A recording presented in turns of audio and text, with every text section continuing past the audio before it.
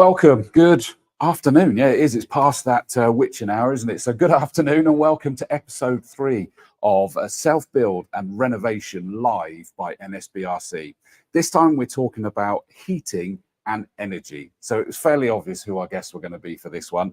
One is a familiar face to the episodes already, and that is Rob Bone. Hello, mate. Hi, Chris. Nice to see you again. And good to see you. Independent heating and energy consultant with CLPM. That's right. That's right. I had to take a run up. I know it takes. People often get letters in the wrong way around. It's quite easy to do, but yeah, CLPM Limited. Yes. And of course, a help desk expert and a presenter here at NSBRC as well. Yes, and also course presenter as well. So, That's right. so I do presentations at the shows.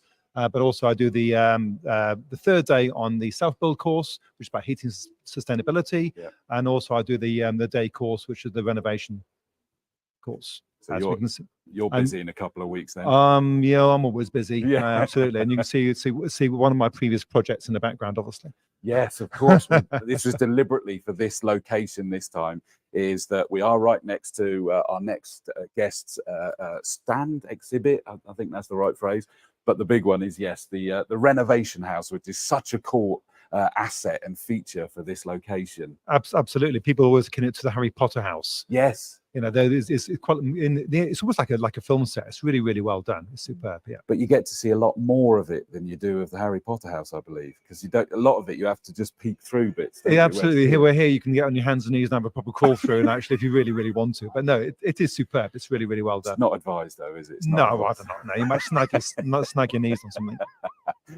And of course, delighted to welcome for the first time to one of these episodes is Clarissa Uden, Associate Director of Total Home Environment, the stand we've got here.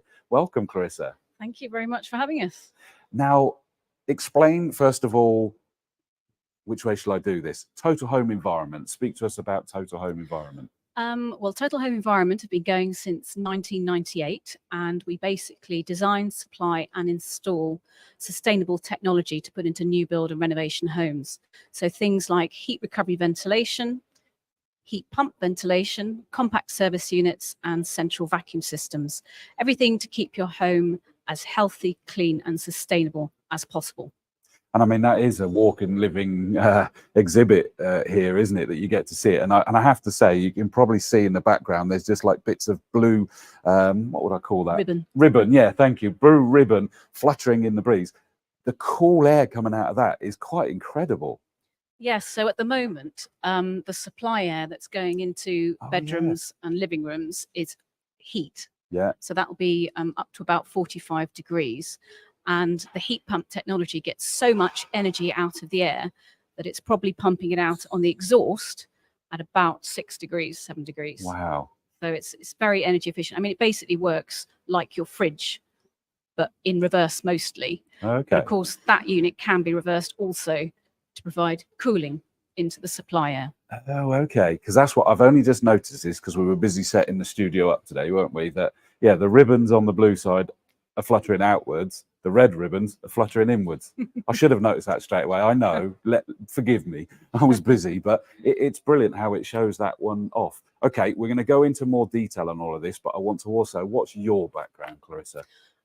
Well, I was trained as a chartered surveyor, and then about 3 or 4 years in, I was helping my then boyfriend, who's now my husband, set up his business, and I ended up actually enjoying working for him at weekends, etc., more so than I was with my surveying. But luckily, everything that I've learned as a surveyor, I've been able to transfer across. So I have been of a little bit of use. Yeah.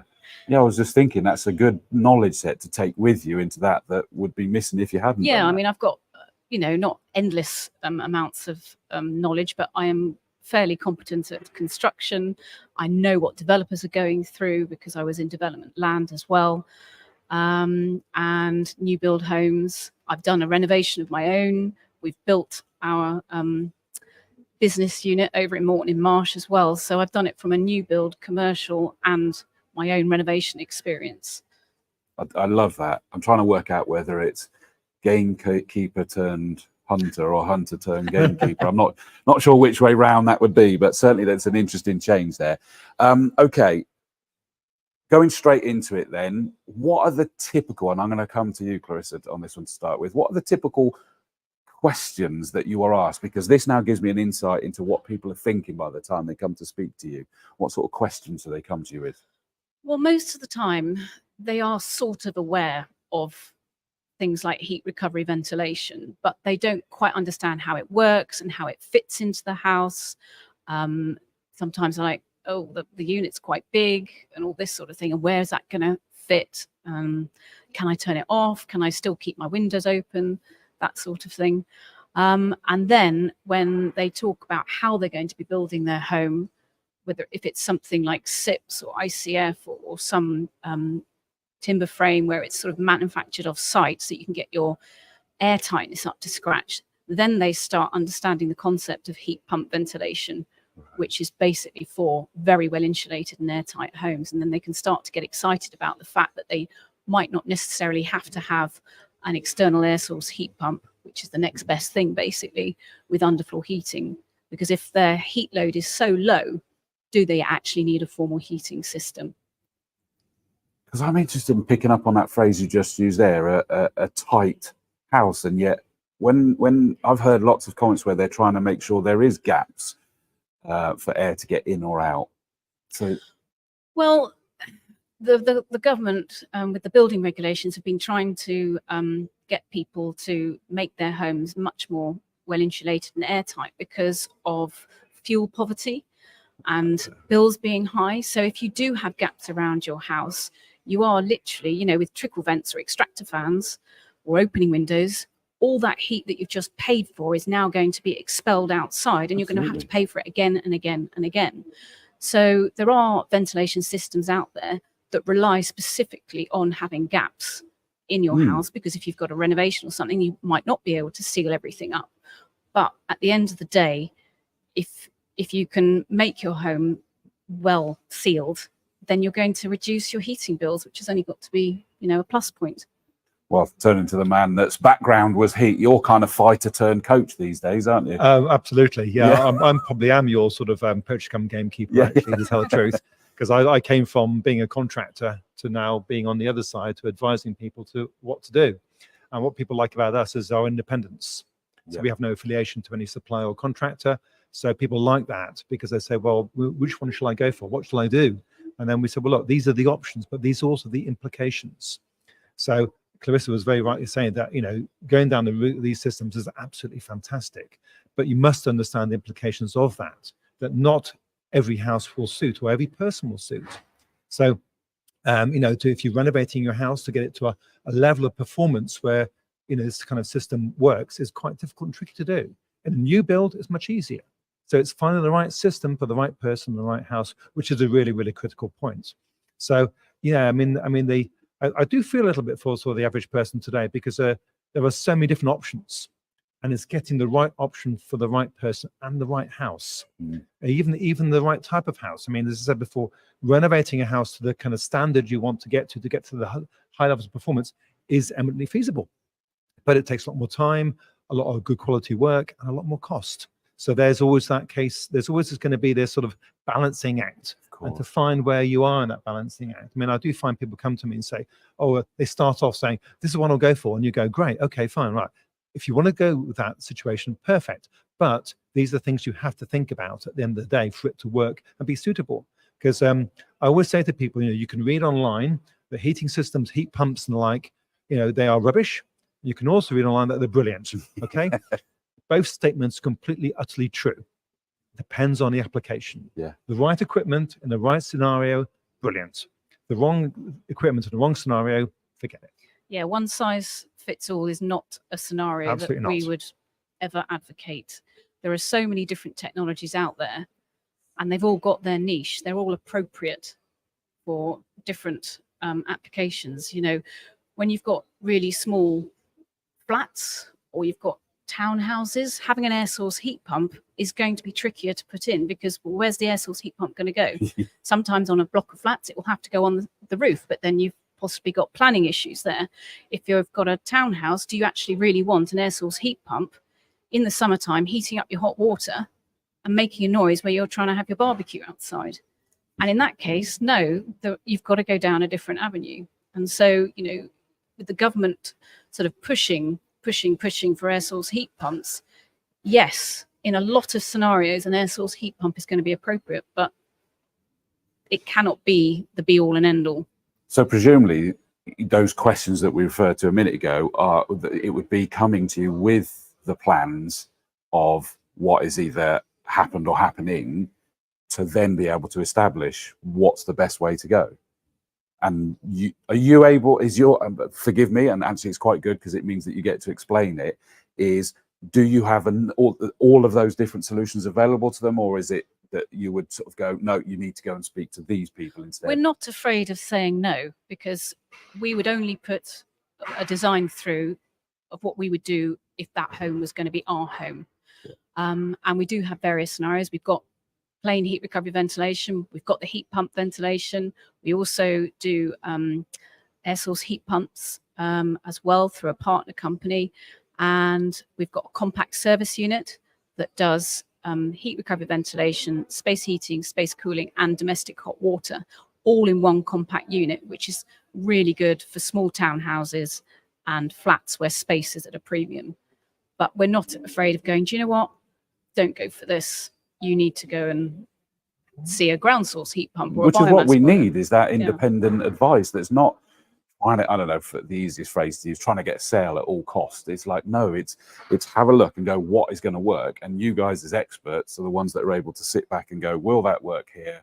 Yes, it would because of this, or no, you need to go and speak to these people. Yeah, I think that's a really good reflection of the self-build industry as a whole. We're much more consultative, and a lot of us have done our own renovations and new builds, so we know the pain, as you were saying, Rob, about there's so many decisions to make. Oh my we God, know yeah, that absolutely, pain, don't we? Yeah. So I often say with people, when you're doing your own project, you actually get project fatigue, because there's so many questions that you need to think about, so many answers that, what we can do about this, and this. But all I would do say to people, if you are thinking about going any particular route, do your planning. What I get alarmed at, and I work here at the help desk quite frequently. And people come to me and say, "Oh, what do you think about this, and this?" And I go, "Hang on a minute, let's go a couple of steps back. Where are you?" And they say, "Oh, well, we've done this, and everything, this." Well, hang on a minute. Had you thought about such and such and such and such? No. You're a little bit too far ahead. Yeah. You've got to do this planning early on. So if you want to go down a specific route, you have to do the thinking about it at design stage. You don't say build a house and go, "Oh, great, we've built the house. How are we going to heat it?" And that's a mistake that a lot of people do. Is they focus, even focusing on what the kitchen's going to be like. Great, but you haven't even thought about how you're going to heat the house. No, honestly, it happens all the time, Chris. Yeah. And I get quite alarmed at this. And I try to say, look, you've got to stop. You've got to take a couple of steps back and rethink this, because if you're not, you're going to make yourself a dreadful mistake. So plan. It's all in the planning at the early stages. And so rather than thinking about, oh, we've built our house, how are we going to heat it? You should be at the design stage when you're planning to design your house. What are your heating options? What can we do? Because if you like to fit one of these wonderful bits of equipment in your house, it has an impact. Where's it going to go? I see this so many times where people say, "Oh, this is my plant room," and you're going, "Is this it?" They go, "Yeah." Well, who's designed this? Well, the architect said it should be this big. I said, it needs to be at least twice as big as this. Wow. And I've seen this, unfortunately, on a regular basis. And they're building the house, and they go, "Well, we've got nowhere to put this stuff." I know, when I do presentations, and you do question and answer sessions, and then they say, "What's your biggest tip for a self builder?" And I always say, build a decent sized plant room. Get everything in there, from your meters, your ventilation systems, your hot water cylinders, central vacuums, whatever it happens to be. Get it all in there, and then it's one place all the servicing to get done. And if somebody else has come up with the plant room thing, we say spend as much of your budget as possible on the fabric of your building. So then you don't need to spend as much heating it. I had one with a lady, it's a few years ago now, and I got caught in quite late on a project. And they had this tiny little plant room. And I said, "We need to have this bigger." And she said, "Well, I don't want to lose space in my pantry." I said, "Well, you're going to have to." She said, No, adamantly, my pantry is this big. This is how it's going to be. I said, "Okay, well, you have a choice." She said, "What's that? Do you want heating or hot water?" She said, well, I want both, obviously. I said, well, you can't. Well, why not? Because there's not space. Yeah. We cannot physically get, that was a ground source heat pump, which takes a fair bit of room up. Exactly, you know, well, yeah. And I said, I'm sorry, but physically, space-wise, you know, we need more space. So you're going to have the choice. So we had to have a smaller pantry, simple as that. But at one point, she was quite adamant until I gave her the ultimate choice. Some said, literally, it's one or the other. Hilarious. And I'd love to pick up on this because, you know, whilst if someone's just jumped into this episode and they're hearing all of that, it's easy to fall back into the overwhelm. And it's like Harvey made a brilliant comment in episode 2, the previous episode, where he said, build a team around you that are experts in their field, which is where, again, you guys come in as examples of this. And everything will be right from the outset. Spend more time on that outset. Get it all right. Don't think you need to know all the answers from the get-go. Build that team around you. Get all the answers. Get all the planning. Get everything done. And it will then be plain sailing from then. Absolutely. Also, you've got to have a holistic view of the whole project. Yeah. Because what you're careful with, what we have is that if you change one thing, it can have an impact on another thing. So you have to have a view of that. So if you are, say, for example, you know, going to go with, you know, the mechanical ventilation with heat recovery, your air tightness of the building has to be very good, okay, for that to happen. So you have to start at that point, where if you don't go for that air tightness, then it won't work. So that's why you start having to change things. If someone says, well, actually now we're not going to go with a airtight house because of X, Y, Z, well, hang on a minute, it's going to affect what ventilation system you can have. Yeah. But also what people don't realize is that ventilation losses, as we call it, can be up to 30% of your heating loss. Up to 30% on a windy day, cold windy day. So therefore, what that means is if you're not going for the high tech, you know, airtight house, your heating unit needs to be bigger. Yeah. Understand me? Yeah. And therefore, all of a sudden, your heating bills are going to be bigger, and so on and so forth. So it's all indirectly connected. It may have an impact on your power supply requirements. There's a whole host of things that are interconnected. So you have to start off with your wish list and work out how that interjects with everything else. I know there's so much technology out there that you can get a bit trigger happy and go, oh, I must have solar panels. I must have PV. I must have heat pumps. I must have a heat recovery ventilation. I must have a smart home hub. And before you know it, all your budget's gone and you've got nothing to actually build a quality home, because you can put things in afterwards. You can, you know, put in your spangly kitchen or bathroom in afterwards. Just go for something slightly cheaper to start off with until you've saved the money again. True. You can add batteries to your solar PV at a later date. Just make sure that you prepare and you've got all the infrastructure for them at the time. But you almost need to go through a season to know how much PV, how much electricity you're actually going to make before you decide on the size batteries that you're going to need. Yeah. And, you know, is PV going to be appropriate? Have you got loads of trees around you? Are you in a valley where you don't get much sun?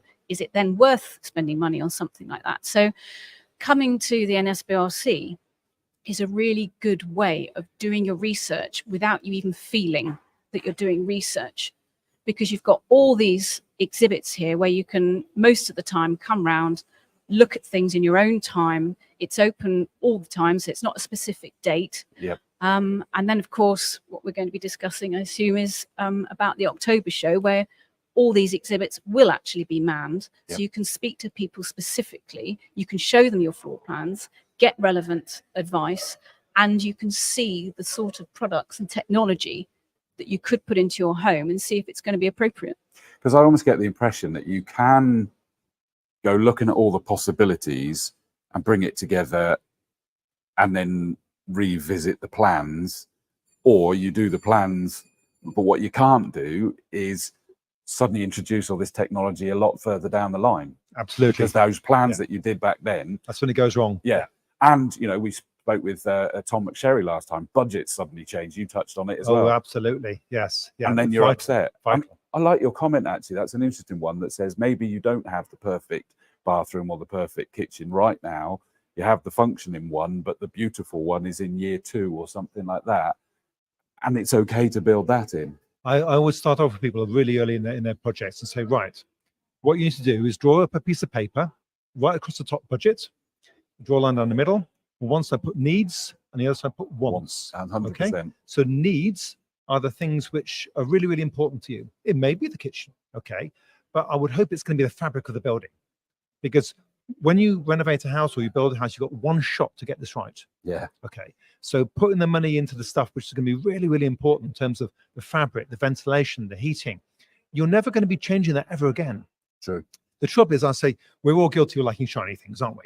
Yeah. And we are, aren't we? You know? So, We're all magpies. well, exactly. Of course we are. You know, we've got shiny, spangly things, you know, and so therefore we get attracted to the really nice things like the fancy kitchen, bathrooms, as you alluded to beforehand.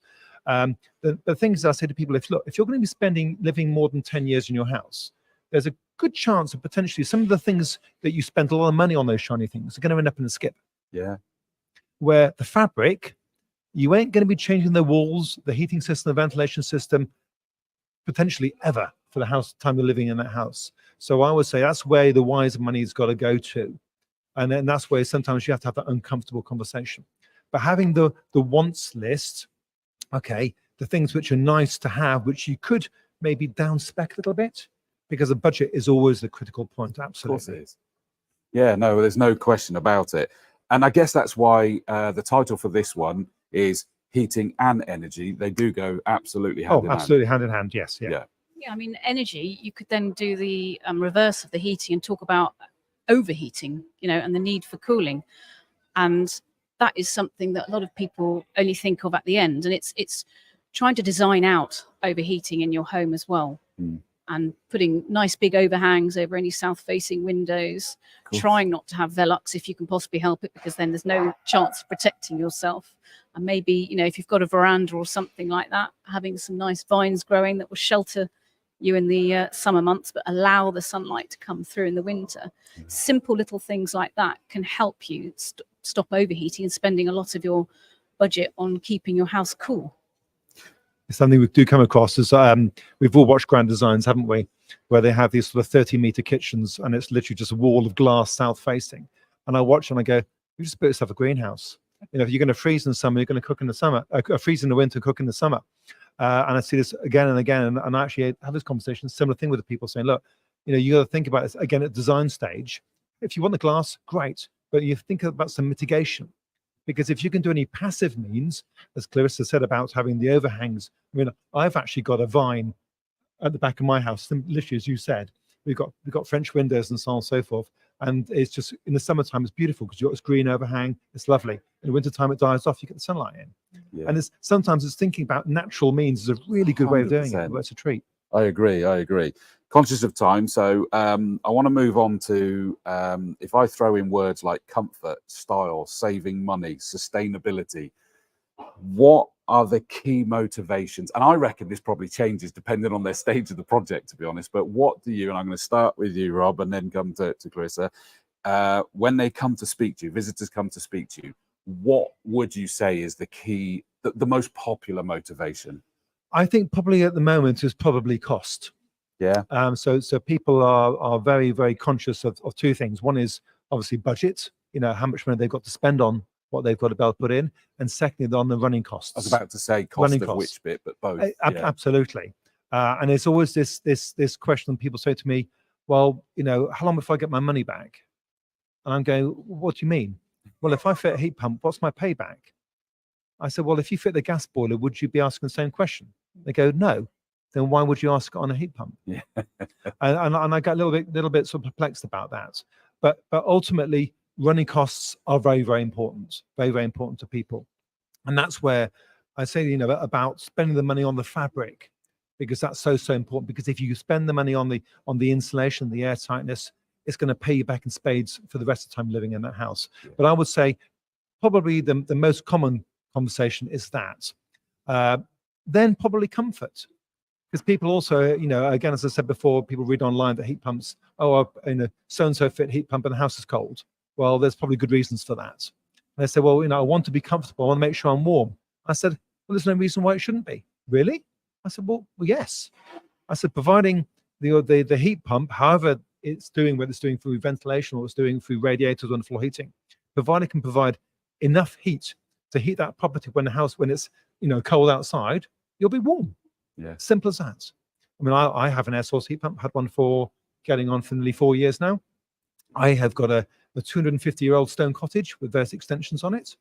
and my house is very toasty. Thank you very much. It all Yeah, works. I can reflect that. We've had one for about 12 years, and people go, oh, does it actually heat? Yes, it does heat the house. Yes, it's absolutely fine. I mean, we've split our system. Our air source heat pump is just doing our underfloor heating, and then we've got radiant fan assisted radiators upstairs because the timbers wouldn't take the weight of underfloor heating. But we've then also got a separate air to water heat pump, a bit like that tall unit up there, that does just our domestic hot water, so that in the summer months the air source heat pump isn't on outside because it's not needed for the heating. Yeah, brilliant. Yeah, exactly. So as you alluded to, there are different systems available to suit everybody's needs. Yeah. It's just finding that right combination. And would you echo that's the most common set of questions that you get? Yes, I mean, obviously health as well, because we're ventilation specialists as well.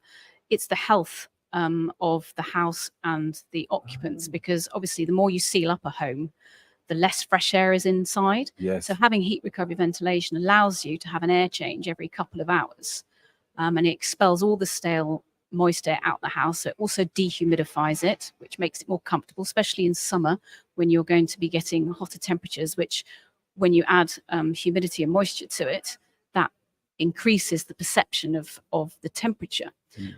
So having ventilation really helps on a comfort factor. And for asthma and allergy sufferers, it's constantly getting rid of all the dust. So you'll find that you're not dusting as much as well, maybe once every 3 or 4 weeks rather than once a week type of thing, So there's all sorts of benefits that way. You're not having to open windows necessarily, so you're not getting an ingress of noise from outside. And barbecue smoke. Exactly. Yeah. So if you're But we've worked on city centre projects where people say, well, look, I don't want to open my windows because of the traffic noise or traffic fumes.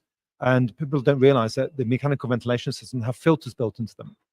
So the filters can actually remove some particulates. In fact, there are extra filters you can actually, install, which will remove even more particulates.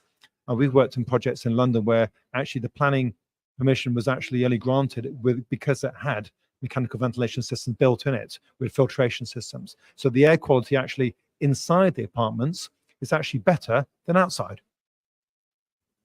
And it is a real big plus point in terms of health. But likewise as well, if people are asthmatic, if you live in a rural situation, obviously the filters also help to remove pollen. So therefore, it can. So there are actually other health benefits. Yeah. Including all these elements, which as a side bonus to the performance and general well-being of the house. Which then makes sense of why you said health is the key one. That was a curveball for me, but it makes sense now. Yeah, I mean, it's also about you've got the pollen, you've got the dust, you've got the particulates from outside, but also you've got carbon dioxide. When in a typical room, if it hasn't got proper ventilation, within an hour of 2 people sleeping in it, you're starting to rebreathe the air that you've just breathed out your lungs. So that's why after 8 hours sleep, you don't feel rested, and 1 and 1 isn't making 2. Your cognitive ability goes down because you've been breathing in too much carbon dioxide through the night. So you have to ventilate if you're going to seal up your home, but you really don't want to lose the heat that you've just paid for. So that's why heat recovery ventilation it's a must. And building regs are really pushing it now as the number one for ventilating, even in renovations as well.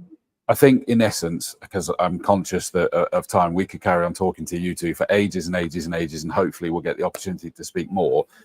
But I know people will definitely have an opportunity to speak more with you both on the 11th and 12th of October. Yeah. You are both here. You're obviously going to be a mixture of on this stand and presenting, Clarissa. Yes, we've got a presentation on the Friday. I think it's at 12 o'clock. It is, yeah. And we'll be on our stand 58 for the duration of the show. We're also on Saturday going to be on the Q&A session. I think heat and energy Q&A session. Yep, at 12:30. At 12:30. I was going to test you then to make sure you knew. How is my cognitive ability doing now? Have we got enough oxygen in here? Yeah. I think hopefully in here we have, yeah. So that's brilliant. Yeah, so heat pump ventilation and heat recovery ventilation at 12 on the Friday in the Sustainability Theatre, 12:30 also in the Sustainability Theatre, and it is question time for heat and energy as well. But able to come and speak to you here. Yes, they can come and have a look at all the products on our stand to see, what's going to be best to fit into their home, show us their floor plans, and we can help them on their sustainability journey. And it's definitely not too early to come and speak to you within their project. Get in there early, get the ideas. Indeed, yes. Rob, yourself, can you remember? Well, I'm sorry, I'm very remiss of me, but I remember the timings. But yes, I am doing two presentations on Renovation House. Yeah, so that's good. Friday and Saturday. 12:15. Thank you, Chris. Thank you for the reminder. But also, I'm here on hand at the help desk. Right. So basically, I'm sat there, at the help desk, and people come to me for general questions, anything to do with building. I've got experience in building full stop. Yep. So from ground to tiles, basically. But generally speaking, people normally want to know about heating, a lot of the time. But also I can, I've got knowledge about PV systems, solar panels and such like. Yeah. Underfloor heating, the implications of that. So a lot of general questions come my way, and I've got plenty of time there to do that. I think it's safe to say, as a sort of almost closing bit with you both, is that you will never, for want of a better phrase, mock someone because they're speaking to you too early, because they definitely won't be. Yeah. But you'd be holding it in if they came to you too late, because they're about to spend an awful lot more money. We do sometimes get people who are almost at first fix stage, the sort of the stage where they're just about to start putting plasterboard up and stuff like that, and you're like going, oh, such a shame you weren't here 6 months ago. And the good thing about this centre is it's not just a one-time visit. No, you can keep coming month in, month out to gain a little bit more, or go on to various. People do. Some people must become friends. Well, we had this in the last episode. Harvey was saying about how you love becoming part of their journey, and you get emotionally attached. Absolutely, yeah. No, it's really nice to see people coming. I've seen people coming here really early on in their projects, and then you think, oh, I've seen you before, and it's, oh yeah, now we're doing this, and then maybe even a year later they come back and a bit more and a bit more, and it's a very good way, because to say is that trying to take it all in one go, you're going to swamp. Yes, you're going to drown. Coming multiple times does cement the knowledge. Sorry, that was a really bad pun, wasn't it? We'll let it slide. We'll let it slide. But the point being as well, final comment before I let you go, is that come and have those conversations with you, even if it's too early to really put them as cemented plans, is that it's starting to get the little sort of like tidbits together, get it as part of the conversations with the experts in those early stages, etc. Come back again, and it's, you will help them build to how much info and how much product they've got at the right times. Is that a fair assumption? Yeah, well, thank you both so much for joining us. Don't go anywhere, viewers, because what we're about to do is we're going to change over the hot seats. That's why we've got the handheld mics this time, because I'm about to bring out Katie and Nick from NSBRC, and we're actually going to have a look at the highlights of the show that's coming up in 2.5 weeks. Can you believe that? Time flies. I know, doesn't it? Looking forward to it. It does. So bear with us. We're just going to do the switch over. We'll be right back.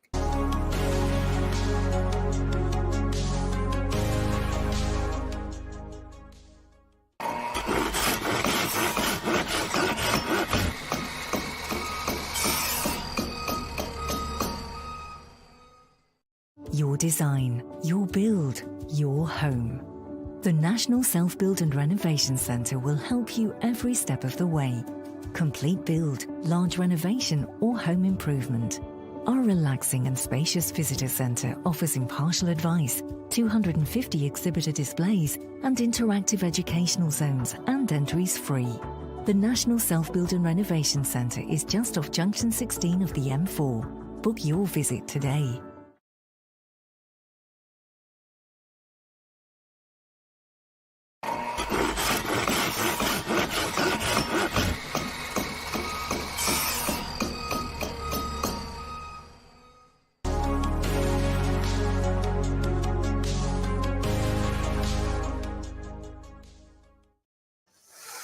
Welcome back. Hot seats have changed. Welcome, Katie, and of course, Nick. Now, make sure I get this right, because I know it's changed since we started this. Yes.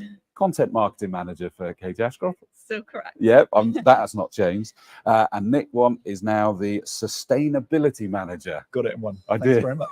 Yeah, which was a slight tweak. What did that happen whilst we were doing episode? It was changed days before episode 1. Yeah, so it was a sort of a bit of a new announcement at the time. But now, it's been ages now. It's been 4 weeks.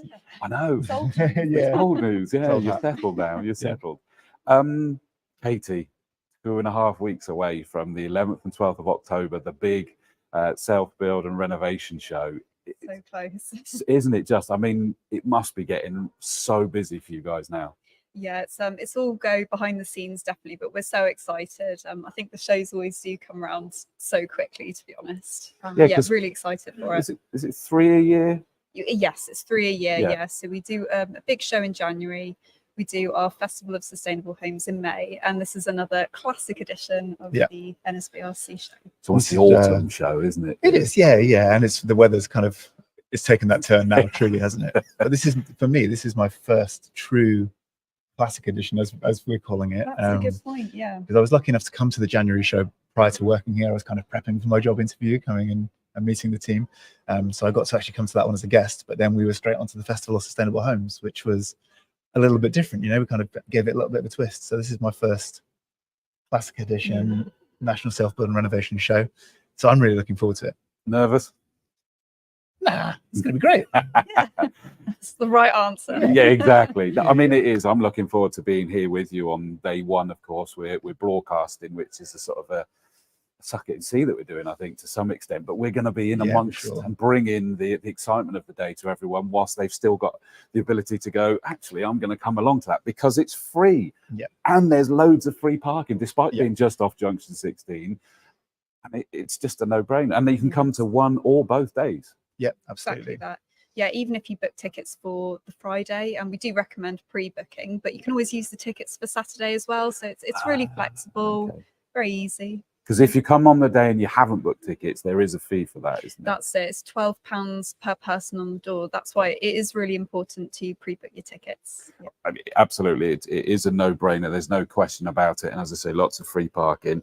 Now, we have a timetable of events. This is what I love, is that this whole place, I mean, I'm in love with this place. It's just such a cool setup, from the renovation house behind us to each of the exhibits and various other houses and features and everything else. But one of the big stories of these live shows is that you've got a sequence of seminars, training, presentations, all sorts of things like that. Yeah. I'll go to you, Nick, to start with. Yeah, you have this timetable that you even created a little timetable for me to put on, haven't you? I sure did. Yeah. So throughout the day, as you said, on your average day, you can come and visit all of our trade stands, all of our educational exhibits, and you can absolutely do that throughout the show. But the timetable of seminars and different talks that we have going on happen in our two theatres. So right behind us today is our Build It theatre, so all the way back down that end, and that's kind of our bigger of the two venues, if it were, our main stage. Yep. And then our second stage is the Sustainability Theatre, which is kind of down this end, which is, as you come in, is on your left. Yep. Yeah, and it's kind of really a timetable throughout both days that you can dip in and out of, talks that kind of vary between half an hour, 45 minutes, that are focused on exactly what you want to hear about, whether that's your whole kind of self-build journey, which is focused in the Build It Theatre, and or the Sustainability Theatre, which has a bit of a mixture. And I'm only, I'm not gonna. Where am I? Wrong camera. Where am I going? There I am. Definitely read that.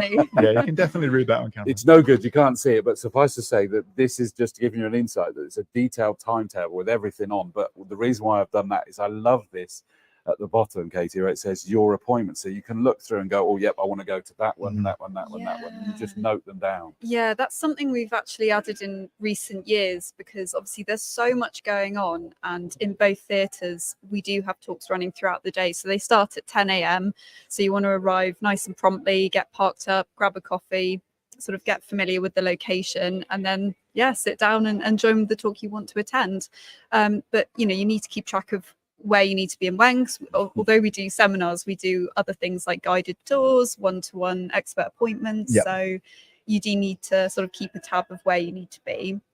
We just have a little space there where you can note things down. It makes sense, and that's why I like the fact with what you said there, that you come on the Friday and then you suddenly go, actually I've still got things I want to do. Then it's fine, you can come on the Saturday as well. I think that's really good. I know we're putting the timetable on the screen and we're sort of waving it around. I think we've all got our own copies. If people who are watching this now do want to have a look at the timetable on their own laptops, it is on our show page on the website. We've got a couple of different links there.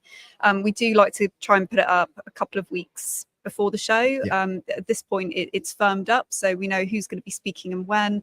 So we've got a little description of the company and what sort of talk they're going to be offering. And then you can just have a look in advance and plan your day. That's probably the best way of doing it. It is. I mean, I just put the link there on screen for the show, and I've just removed it because I'm about to do it in the chat section. So wherever you're watching, you should now have popping to you the link that you can press to find out all about the show and book those tickets, etc. So everything that link you see on screen, everything is there. So click on that link and you'll be able to find it, get your tickets. Now, the first one we're looking at is the Build It Theatre. Yeah. That one. That way. That's it, Yeah. So yeah. behind that behind the renovation and behind the wall there is the Build It Centre, and this one repeats Friday, Saturday. Yes, it's pretty much identical. I think there's one company who's doing there's 2 different companies doing the same talk across the 2 days, but other than that, it's exactly the same. That's basically. Cool. So in other words, if you're over in one of those and you're going, I really wanted to see that, Yeah, don't panic. It's on the Second day. next day. Yeah, that's where your Clash exactly. Finder comes in handy, right? Where you think, Exactly. you know what, oh, I wanted to go to these 2 talks at the same time. Well, actually, if it's in the Build It Theatre, you'll be able to catch that talk or an equivalent talk on the other day. Yeah. Highlights of the day, in your opinion? Ooh, I think even though it's so hard to pick, so that they're all incredibly valuable. I mean, ultimately, it does depend on the individual. So what project are you doing? You know, you're going to be looking at very different talks if you're doing a full-on self-build, or if you're perhaps doing a barn conversion or a retrofit. You are going to have different priorities, and not just the project you're doing, but also the stage you're at. You might be interested in different things. But I think something that I was quite keen to talk about on here was highlighting the talks in the Build It Theatre. So the ones that are the same on both the Friday and Saturday. These are the self-build fundamentals. So they, to be honest, are applicable really if you're doing a self-build or a renovation. It doesn't mean you have to be doing a self-build per se, but the key part is that they are absolutely fundamental. So things like financing and funding we'll be covering first thing. Yep. So this is going to be really relevant to anyone attending the show. You need to have your budget established. It's the first part of your journey. If you don't have that, you're not going to be able to build upon it. Chaos will ensue. Yes. Not for the first time, I'm sure, when there's this much to see. So that's 11 o'clock, financing and funding.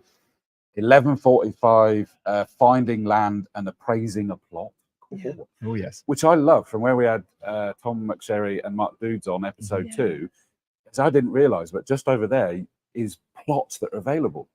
Yeah, plot search. Yeah, so plot Wow. search. So just, I mean, from where we're situated here, where you kind of come into the centre and take a right down what we call Expert Alley. If you stop just short of that, you'll find the Build Store stand just here, which part of that has, well, you might find Tom McSherry in there if you're lucky, and you probably will on show day.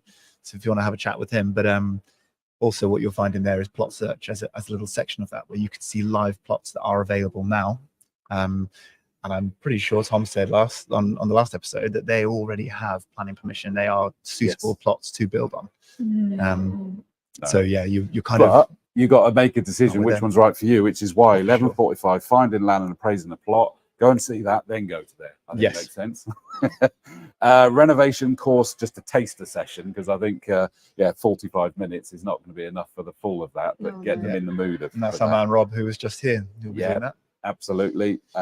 Planning, Mark Dudes, of course, was with us last time, so that's vital. And we were hearing, I mean, again, we were talking about it with the heating and the energy side, is that get that a little bit earlier in the planning. Exactly. Yeah. So it's important to pick up on that. Design principles at 1:30. That would be an interesting one, because I guess that's quite emotive, although I think we've possibly got a mistake on some of these times here. So bear with us on that. Yeah, the order's correct. The order's no correct, problem, but yeah. sorry, my bad. I've got the times wrong. That was me. No, I think, to be honest, it's because we don't release the timetable until quite close to the event, because we are just It's firming a top things up. secret. Yeah, that's it. Ooh.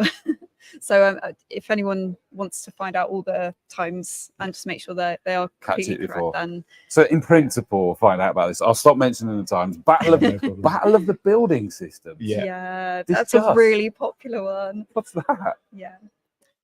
So Battle of the Building Systems, it's essentially a panel discussion. So we have an expert who is, well, multiple experts who are representing a building system. So think timber frame, SIPs, so structural insulated panels, ICF, so insulated concrete formwork. We just have Traditional masonry kind of brickwork will be in there as well, I think. yeah. So just all these different types of building systems that you could choose from, but you might want to weigh up the pros and cons. It could be you're thinking about what's right for, you know, where I'm living and what my budget is. So I suppose if you talk to someone one-on-one, you're going to hear just the pros and cons for one system. But if you're talking to, if you're listening to a seminar that's got multiple different panelists on, you're going to be able to make an independent judgment, I think, a bit more easily that way. I like that. It Yeah. makes me think of Robot Wars for some reason. That Yeah, we're it's a gonna bit like that. have them, you know, It's a bit like fight. that. That's a throwback. Yeah, exactly. Well, just showed me age there, didn't I?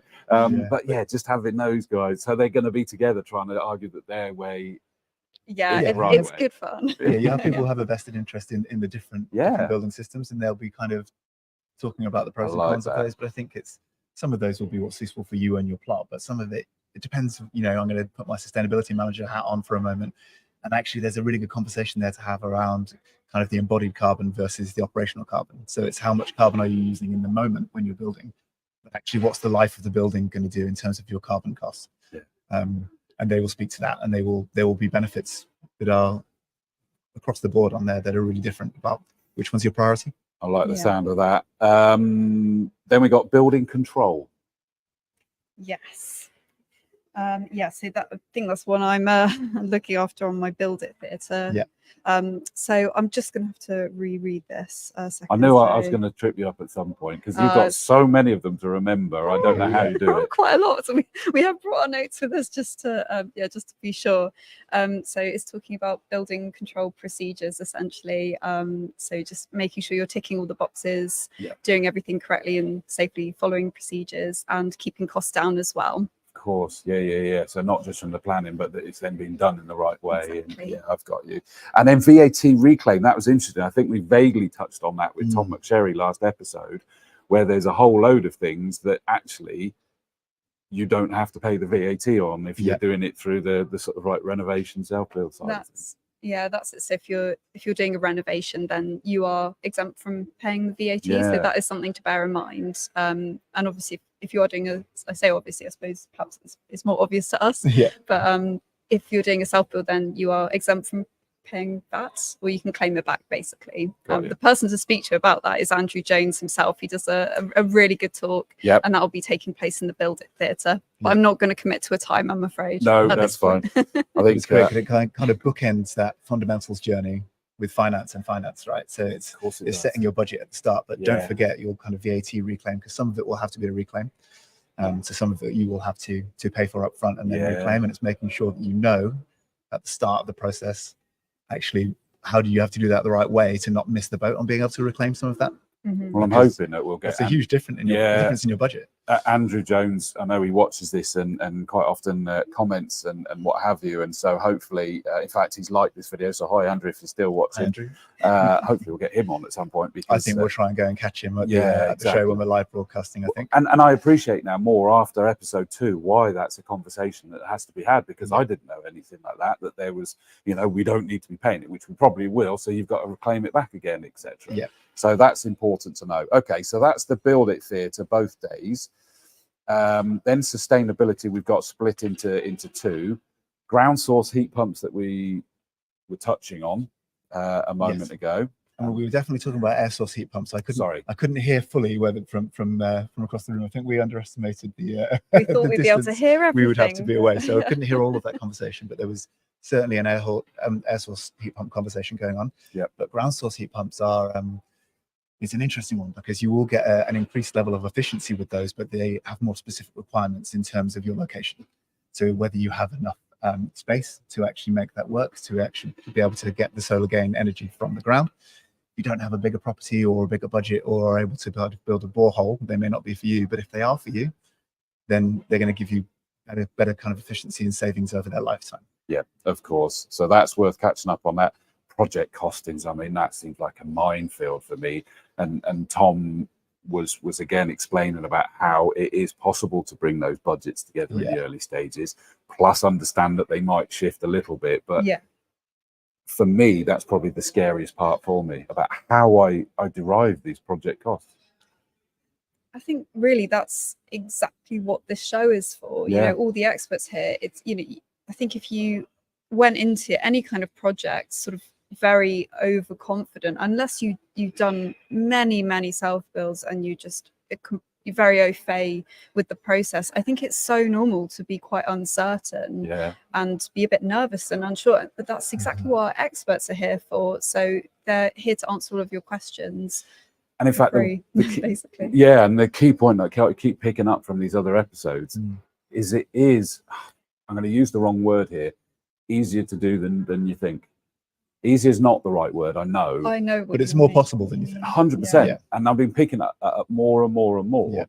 And it's like, oh, okay, it's not as out of reach and impossible. I mean, even down to simple ones, is that I always thought that it was my friends that were in the trade or one of the trades, and then they had friends in the other trades and they kind of all clubbed together. And it's like, no, it can be a fully managed one. And there's a whole mixture of how hands-on or hands-off you want to be. You know, you could be, you know, maybe you've learned to be a bricklayer and you want to be literally doing that, and that's fine. But you don't have to be doing that. You know, you could be overseeing that, but you could even be working with a project manager who is going to be doing that for you and running decisions past you in terms of how you want your house or your home to end up being. So there's a real sliding scale of how that can work. So this one shows that how, you know, understand how to arrive at those project costs to get that budget right. It's not as impossible as you think. These people are experts at it. Sustainable and low energy systems, followed by heat pump ventilation and heat recovery ventilation. So as you might think, in the sustainability theatre, there's quite a lot that we could group together here. I did spot that. It's a running theme. It doesn't mean that every single talk in there is all about sustainability, but there's certainly a running theme, of course, through here. But we talk about, you know, sustainable and low energy systems, and this is and the heat pump ventilation and heat recovery ventilation. And we've also got on the same day passive house question time, which is an opportunity for Q&A, and water and wastewater treatment. So all of those have ways of making your home more efficient and or doing your bit for the environment in very different ways. And you need all of those things, all those solutions pulling in the same direction.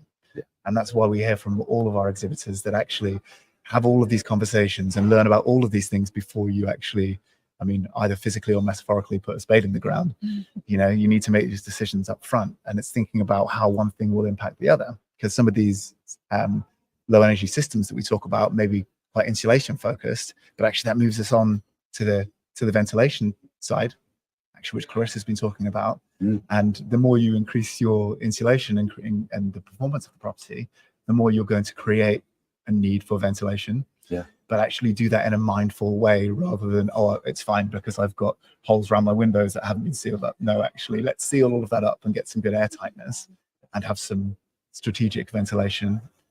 It kind of almost felt that there was this, to get the right solution for you is about, it's like this, if you move that, then that comes down, and it is very much about, and it suddenly hits at the right solution, and that's why the experts come in. What's this? So what is Passive House? What is Passive House? Okay, so Passive House is almost the gold standard of the performance of a house. So this would be if a property is going to have a certain level of air tightness, which you'll see the testing for this, which is you may or may not have seen on the TV or anywhere that you're kind of doing your research for a self-build project or a renovation, that you would kind of close all the windows and doors, and you would have one door open, and you would have a system that blows air through there to test how much of that air is being retained and how much is escaping. And it is this gold standard of air tightness and the actual performance of the property. And if you can achieve that, then you absolutely reduce your bills and your need for using energy. Right. So before you even think about moving to a renewable energy source, you're reducing your demand for energy. So it's where I think Rob mentioned about fabric first approach, which is something that we champion quite a lot here, which will, you know, there will be different schools of thought and different scenarios that work for everyone. But it's very much leaning into that fabric first approach, where you are getting the house performing as well as possible before you're worrying about, well, what is actually the energy that I'm bringing in. Yeah. I think in the last session, I heard Harvey say designing out your energy Yes. consumption, and I thought that's a really good way of terming it, actually. And it is exactly that. It's just the gold standard of doing that. And some people will go for that because you will then get assessed on it, and you get to have that little passive house badge, which you can wear as a badge of honor. A lot of people build sort of to near passive house standards, though. Yep. So you don't necessarily have to do the passive house certification. It's not all or nothing. But yeah, it's just about achieving the most airtight property you can, essentially. That's what I think what we preach here. Yes. It's like a challenge for them, though, isn't it? I like that. Well, some of us like those stats, right? Oh, absolutely. There's certainly a pool of people, and I think I slide neatly within that. Yeah, like I to see can all the imagine. stats of how your house is performing. I can And that's one imagine. for you if that's the case. Benchmark. What's that? So Benchmark is a brand new exclusive offering from the NSBRC. So it's essentially a membership with us.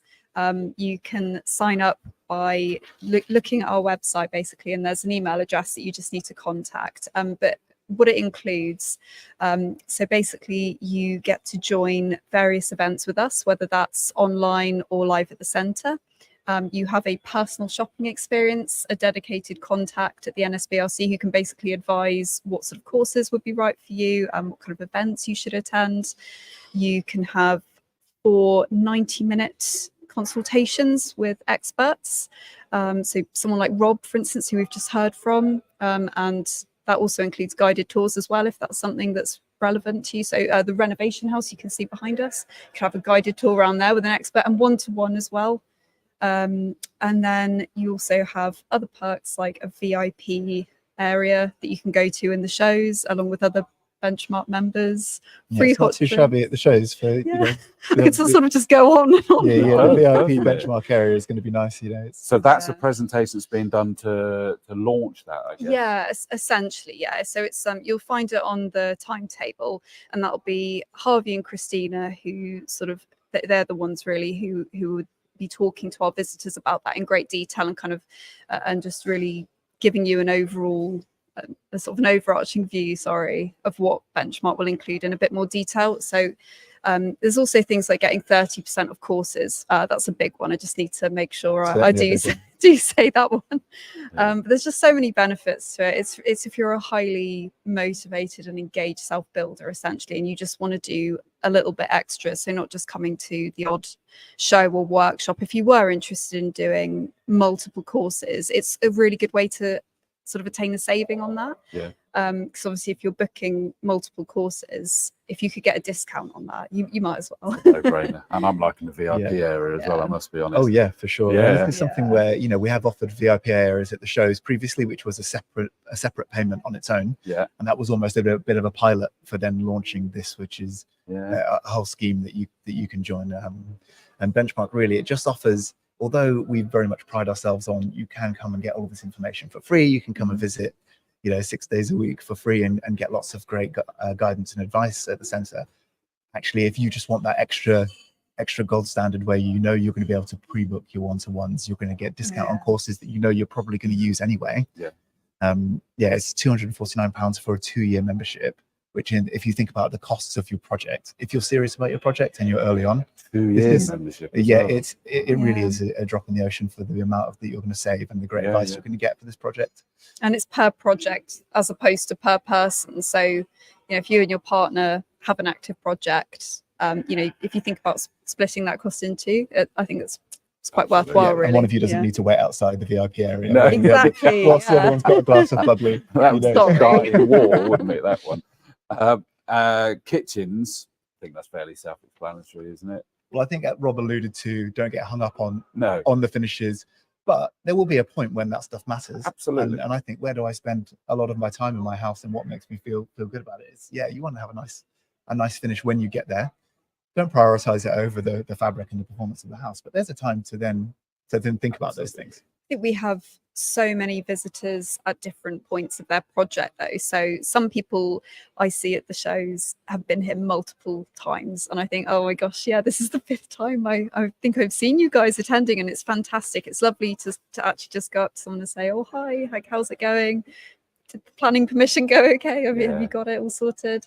So it's really lovely, actually. Some people attending this show just coming up, you know, they will be here for the first time and they might be a bit confused as to where to start, perhaps, you know, just because there is simply so many talks to choose from and everything could be relevant, but you might want to hone in on certain areas, really. Yeah. If you are at the beginning or partway through, maybe your focus is on planning, but perhaps in the future it will be on finishes. Yeah. And And it it's nice to can have that evolve. dream and that vision as well as the practical stuff. Yeah. Right? It all goes together and it's But part as- of your motivation. As we were talking with Clarissa, is that even if you're not at the stage of actually making a decision of exactly what you have in here, you do want to start having those conversations. And this was a prime example that says you might not be deciding exactly which one, but it's probably already the right time to be having an impact on the plans and the whatever else. So get those conversations going. I'm not sure who to aim this one to. I remember being said about the, like, you've even got the barcode system. Yep. What was that again?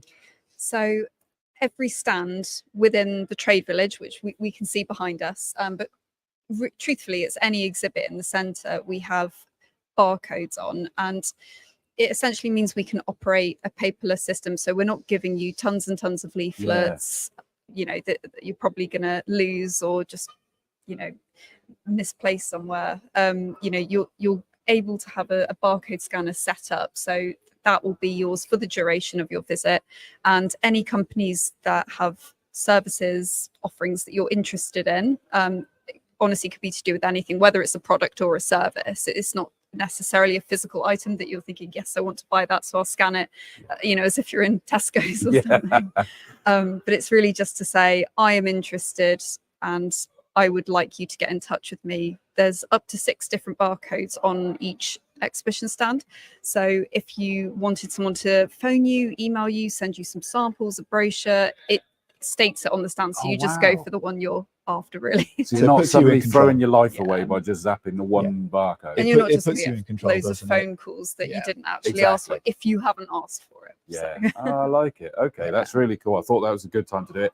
Water and wastewater treatment is the last one on the first day, the Friday, in the Sustainability Theatre. And as you said, that goes back to sustainability. Yes, it does. Yeah, so there will be a few different facets to that, I guess, where you're thinking about, okay, are you capturing rainwater and then using that perhaps for grey water in your house, where maybe you're flushing your toilets and things like that. So again, you're saving the water you're using. But it may also be about how are you treating your wastewater to make sure that it's environmentally friendly and isn't, you know, if you've got the wrong sort of nutrients in there, which are quite likely with wastewater, then actually not so great for the environment. So how do you treat that?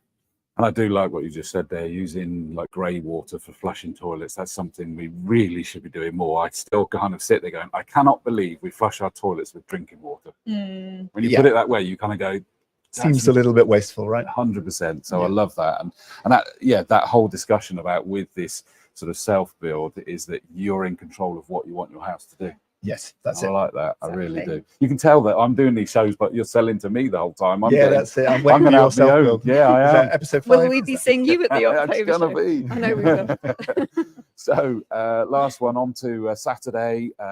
We start off back at still a Sustainability Theatre, solar and battery storage. Yes, so I know this is one we've touched on already a little bit. Clarissa's talked a little bit about, I think she gave a great example of adding a battery to your solar.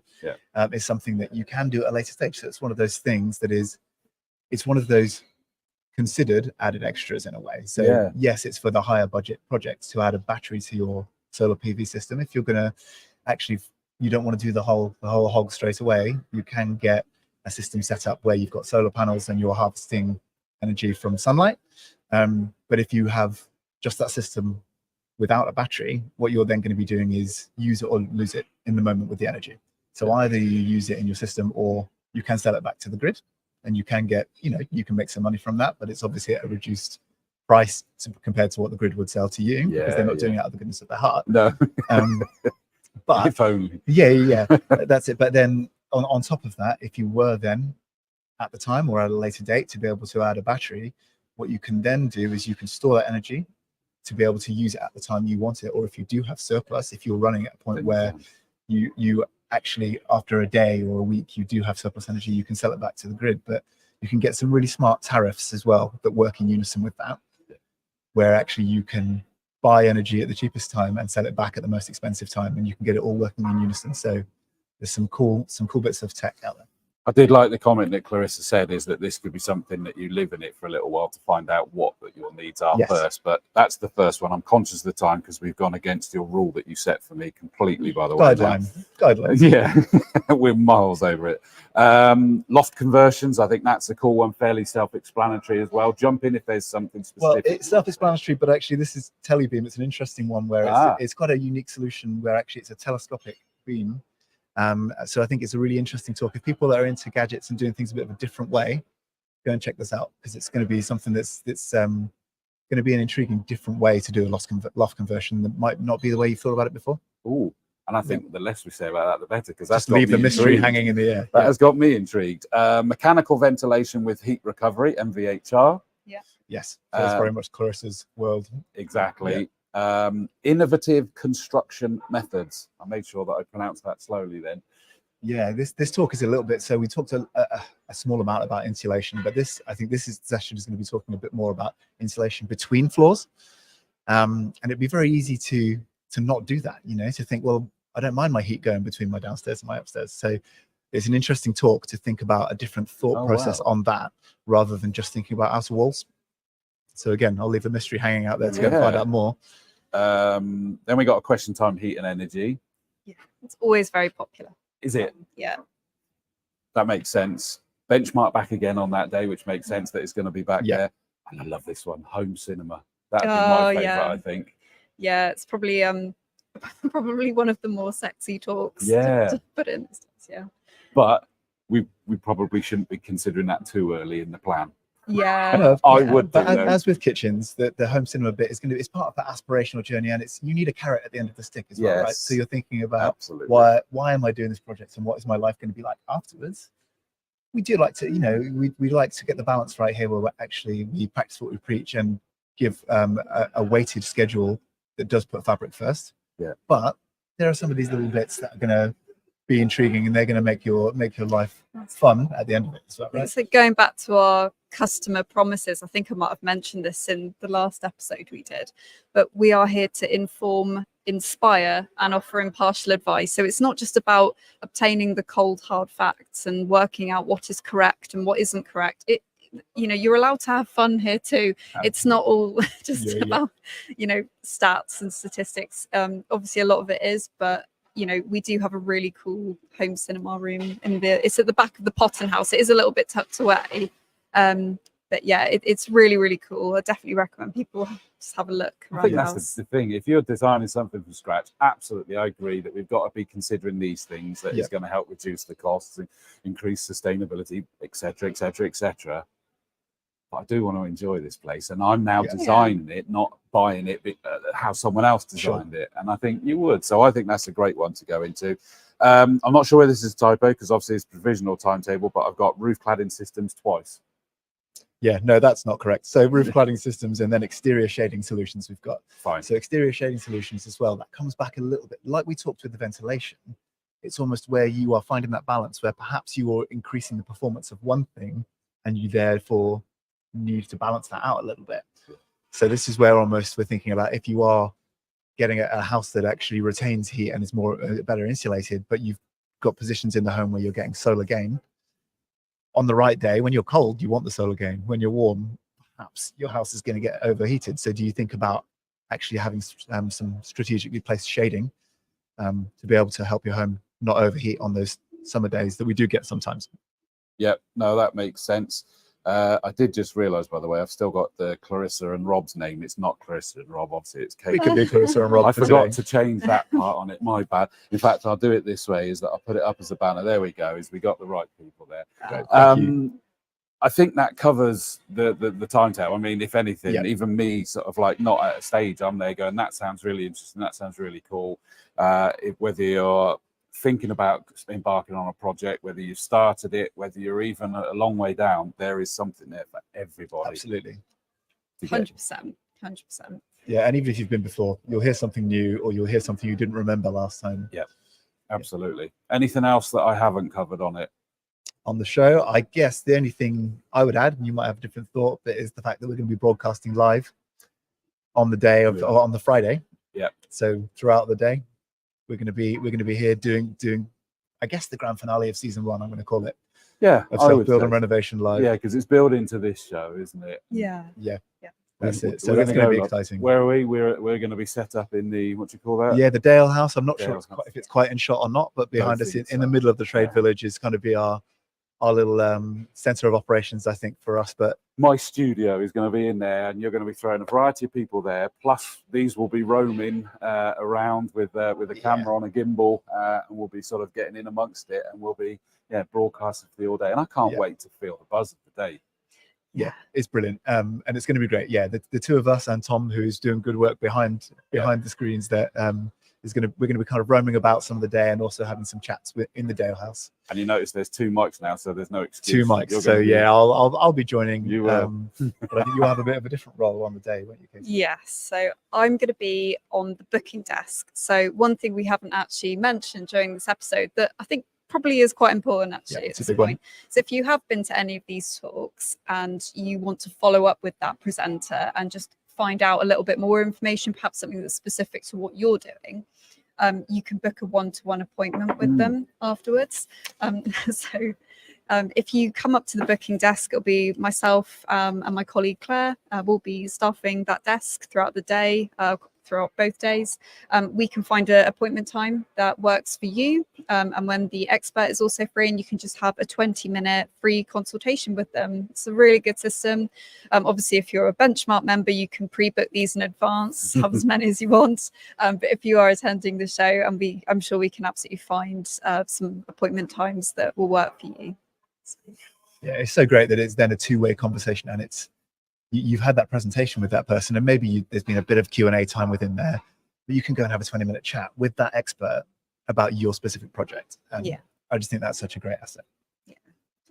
No, it makes complete sense. I think that brings this episode to a conclusion. Ready to wrap? It leaves us to be excited about the show. Friday the 11th, Saturday the 12th of October.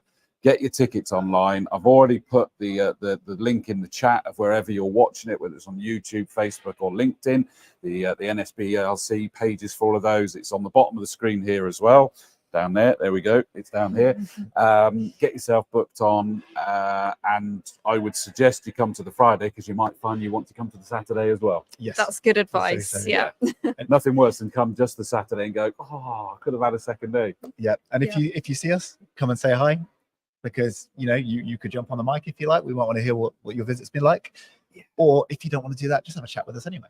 Yeah, I definitely want to know, because we've heard it in every episode now, is that you guys really connect emotionally with the people on their journeys. Yep. And I can imagine that. And so I'm looking forward to hopefully having a few of those discussions. Yeah, if anyone's feeling brave and wants to have a chat with us to camera about their project and their experience here, we would love to hear that, because it's great hearing from the experts. It really hearing is. from the visitors would be cool too. No, I look forward to it. Well, from all of us here, thank you very much for joining us. It's been a pleasure. Hopefully, we got again a vibrant place here, and you may well hear the people in the background. And I make no apologies for that, because that's what this place is all about. It's a buzzing, happening A lot of place. conferencing going on today, and it's lunchtime, right? And it's a busy conference you got here, isn't it, as well? Right, so we'll leave you with it. Thank you very much for joining us. We'll be back for episode 4, as you say, the climax for season 1 of the Self Build and Renovation Live. Got it. By NSBRC. You can tell I've been talking too much. I couldn't remember it all then. And we'll be back in 2 weeks on Friday, live from the show. But from us here now, we'll see you then. Cheers.